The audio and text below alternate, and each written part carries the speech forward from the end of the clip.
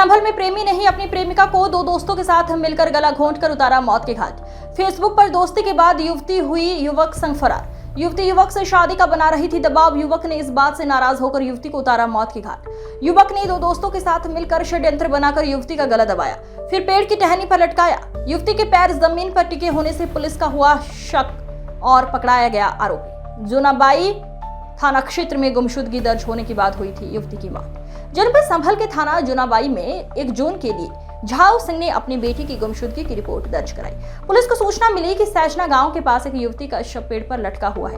Police ने पहुंचकर जांच पड़ताल की तो वो झाऊ सिंह की बेटी ज्योति की लाश बरामद की गई। पुलिस ने शव को पोस्टमार्टम के लिए भेज दिया।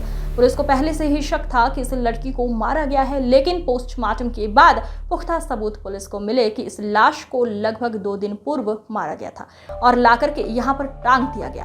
पुलिस ने अपनी जांच पड़ताल शुरू की। पुलिस ने सबसे पहले ज्योति के माता पिता से कड़ाई से पूछताछ की तो उन्होंने बताया कि इस लड़की का फेसबुक पर किसी लड़के से प्रेम प्रसंग चल रहा था और वो घंटे तक उस लड़के से बात किया करती थी। पुलिस ने लड़की के मोबाइल की कॉल डिटेल्स निकाली तो पाया कि वो किसी लड़के से प्यार करती है और काफी दिनों से उसे लंबे समय से बात किया करती थी।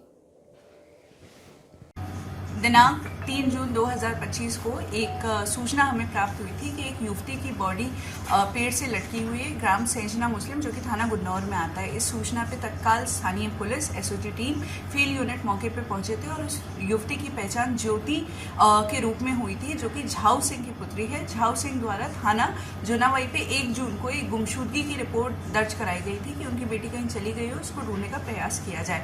इसके डेड बॉडी मिलने के बाद जब इसका हम लोगों ने पोस्टमार्टम कराया तो उसके अंदर स्ट्रैंगुलेशन आया और इसके आधार पे जो इनके पिता हैं झाऊ सिंह, उनके द्वारा थाना जोनाबाई पे हत्या का अभियोग पंजीकृत कराया गया 165/2025।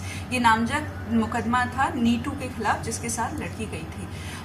इस मुकदमे की विवेचना जब हम लोगों के द्वारा की गई और सर्विलेंस की सहायता ली गई तो नीटू को हम लोगों ने गिरफ्तार किया और नीटू ने पूछताछ के अंदर हत्या कारित करना कबूला। उन्होंने ये बताया कि नीटू जो लड़की ज्योति थी वो अपने विवाह से संतुष्ट नहीं थी। उसका विवाह अंकित नाम के व्यक्ति से हुआ था, जो कि दीपपुर रजपुरा के रहने वाले हैं और वो इसकी वजह से अपने मायके में आके रह रही थी और जाना नहीं चाहती थी वापस।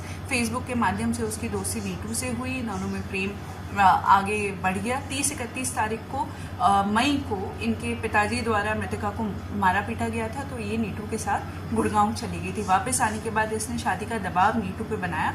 नीटू शादी नहीं करना चाहता था और उसे लगता था कि अगर इसके ऊपर रेप का मुकदमा लिख गया तो ये जेल चला जाएगा। उसी डर के कारण और शादी के दबाव बनाने के कारण उसने वहीं पे उसकी हत्या कर दी अपने 2 अन्य साथियों के साथ मिलकर और इसको आत्महत्या का स्वरूप देने के लिए रस्सी से उस लड़की का शव लटका दिया था। इसी के आधार पर आज नीटू को हत्या का दोषी मानते हुए गिरफ्तार कर न्यायिक अभिरक्षा में भेजा जा रहा है।